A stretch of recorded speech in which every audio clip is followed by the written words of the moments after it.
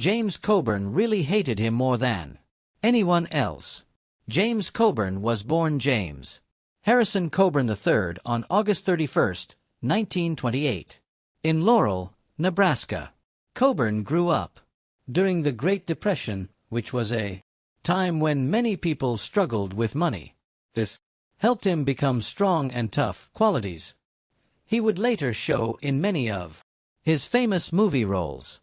His family moved to Compton, California when he was young, and that's where he started to get interested in acting and telling stories. After serving in the United States Army as a truck driver and radio DJ during the Korean War, Coburn studied acting at Los Angeles City College and later trained under the famous acting teacher Stella Adler. His big break came in the 1950s and early 1960s when he started appearing in lots of TV shows, quickly getting noticed for his strong presence on screen and his unique voice. It didn't take long before Hollywood wanted to hire him, and his role as Brit, the quiet guy who throws knives in the classic 1960 Western movie, The Magnificent Seven, made him a superstar. This role perfectly showed what made Coburn so appealing to audiences. He was cool, calm, and mysterious with a hint of danger. Throughout the 1960s and 1970s, Coburn became known as a major movie star. He became really popular in action movies, westerns, and spy comedies, especially when he played the main character in the funny spy movies Our Man, Flint, 1966, and its sequel, In Like Flint, 1967. These roles showed not only how athletic he was, but also his funny side and smooth style, proving that he could easily switch between serious dramatic roles and fun, light-hearted entertainment. He also played more complicated characters in highly praised films like The President's Analyst and Pat Garrett and Billy the Kid, where he worked with director Sam Peckinpah and showed he could handle deeper emotions. Coburn's talents went beyond just action movies. He worked with respected directors and held his own alongside major stars.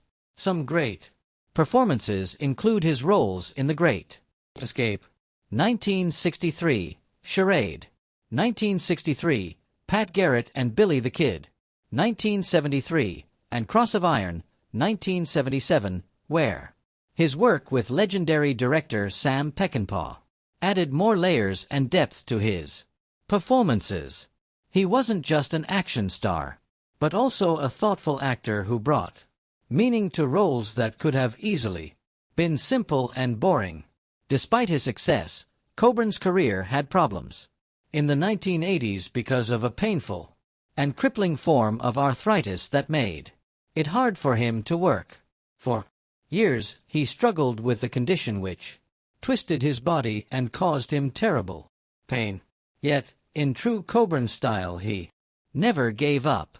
Through a combination of natural medicine and the use of MSM, methylsulfonylmethane, he got much better and his health improved remarkably.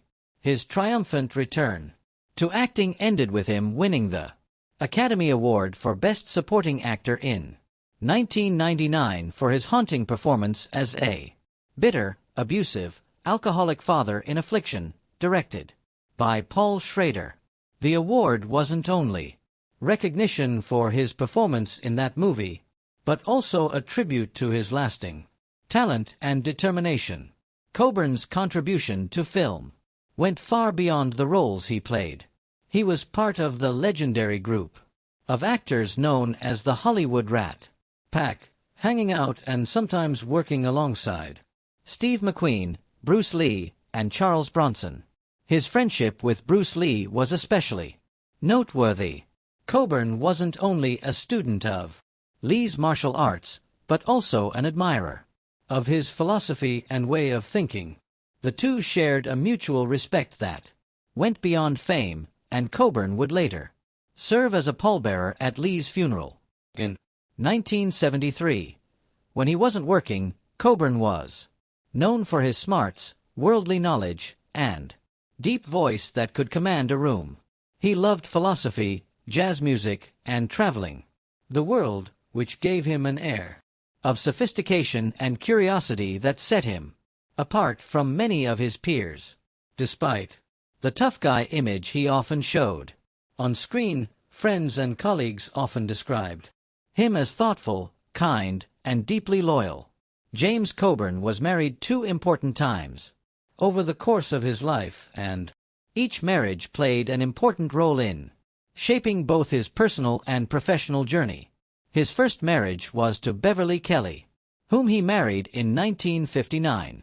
Their marriage lasted 2 full decades, and they had 2 children, a son and a daughter, who were central figures in Coburn's life during a period when his Hollywood career was steadily gaining momentum and growing. While Coburn's public image was known for his cool, tough guy personality and charismatic screen presence, he kept his home life relatively private.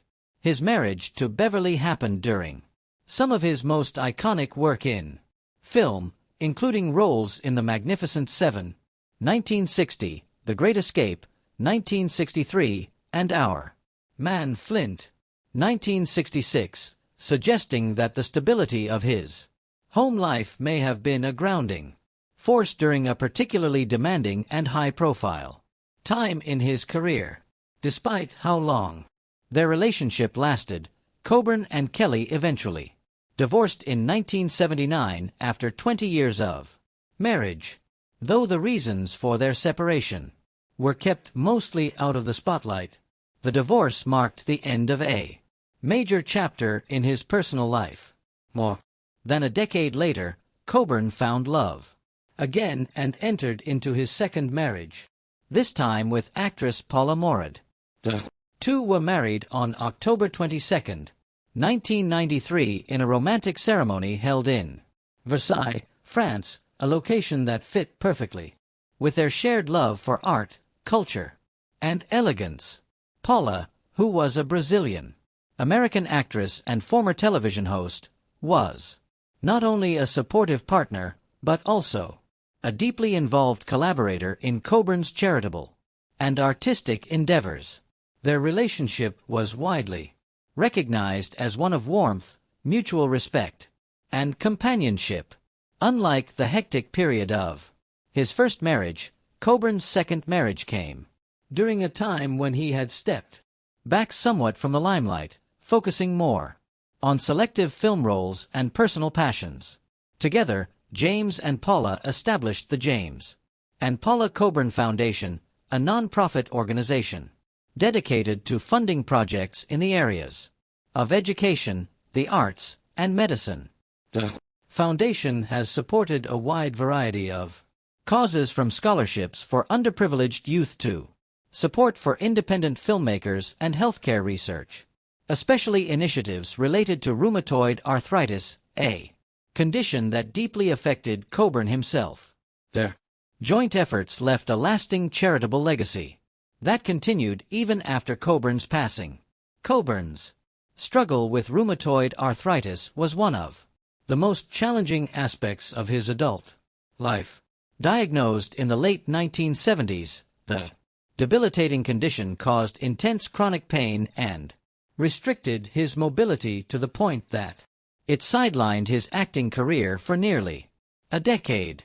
Yet, despite the severity of his illness, Coburn remained remarkably active and resilient.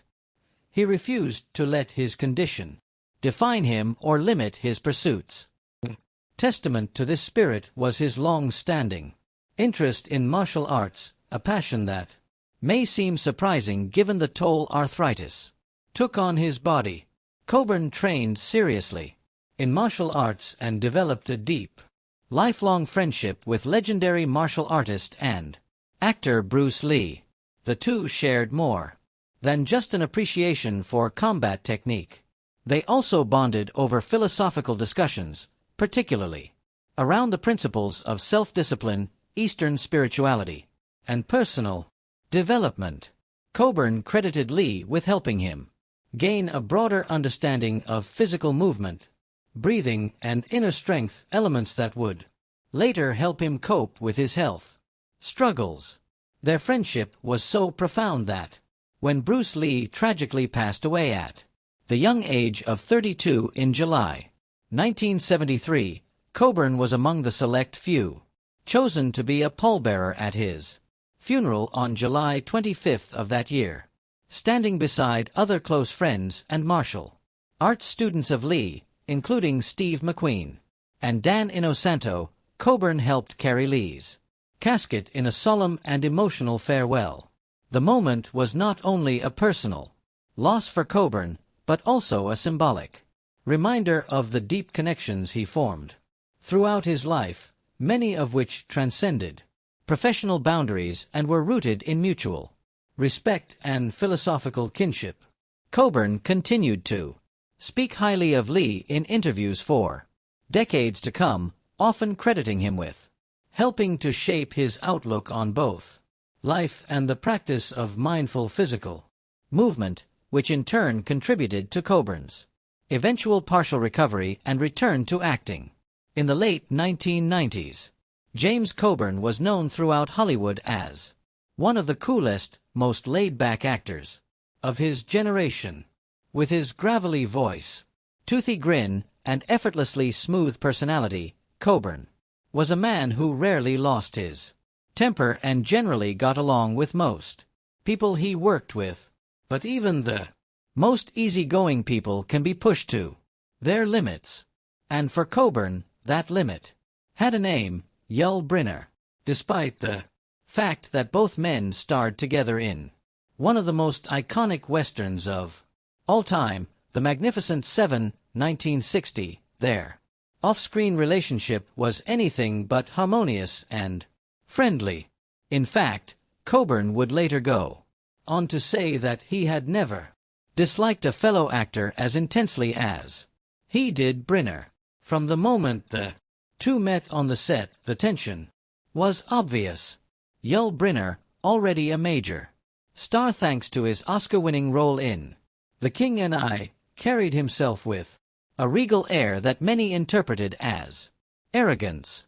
He demanded top billing, expected unquestioning obedience from cast and crew, and often clashed with the director, John Sturges, over creative decisions.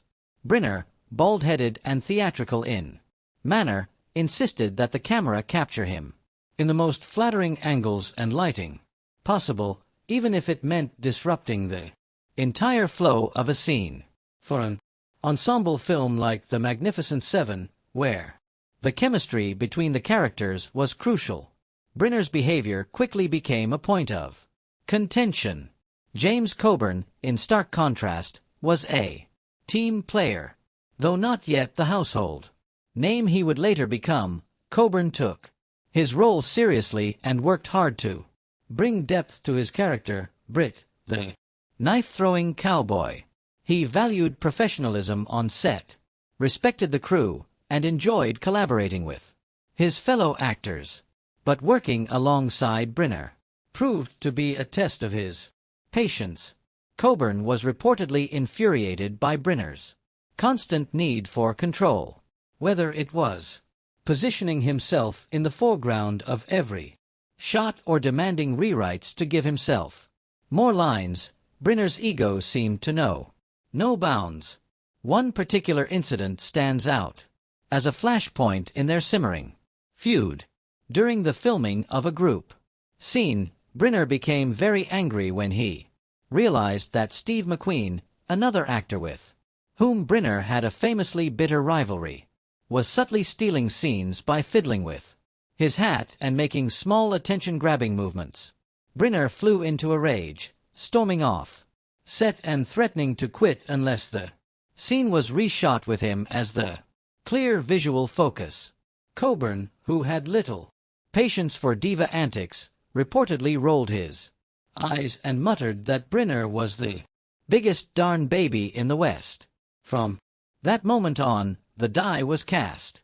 Coburn no longer saw Brynner as a colleague, but as an obstacle to the film's success and an example of everything he disliked about show business. Over time, Coburn's disdain only deepened. He disliked not only Brynner's attitude, but also the atmosphere he created on set, which was tense, combative, and riddled with vanity. Coburn preferred working with actors who were grounded and sincere, like Charles Bronson or Robert Vaughn, both of whom he respected. Brynner, in his view, was a preening prima donna, more concerned with his image than the integrity of the film. Though Coburn never publicly launched into a tirade against Brynner, those close to him knew how deep his contempt ran. In later interviews, when asked about the film, Coburn would often steer clear of discussing Brynner in any detail, offering curt remarks or changing the subject altogether. The irony, of course, is that despite their personal animosity, The Magnificent Seven became a cinematic classic, largely because of the ensemble's on-screen chemistry. Their rivalry may have even fueled a certain tension in the performances, adding a layer of realism to the film's portrayal of rugged individualists forced to work together. Yet behind the scenes, the animosity between Coburn and Brynner was as intense as any Western showdown. For Coburn, the experience was a painful lesson in how stardom and ego could undermine artistic collaboration. In the years that followed, the two men never worked together again, and it's doubtful that Coburn would have wanted to. While he moved on to a string of successful films, Our Man Flint, The President's Analyst, Pat Garrett, and Billy the Kid, he remained forever marked by that early clash with Brynner. To friends and colleagues, he would occasionally bring up The Magnificent Seven, not with nostalgia, but with a grimace and a quick jab at that royal pain in the rear end. In a career filled with tough guys and intimidating characters, it wasn't a gangster, cowboy, or villain who got under Coburn's skin.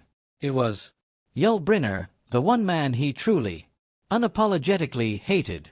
James Coburn passed away from a heart attack on November 18, 2002, at the age of 74, bringing an end to a remarkable life and career that spanned more than 4 decades in Hollywood. He died at his home in Beverly Hills, California, a place that had long served as a peaceful retreat for the veteran actor and his wife Paula.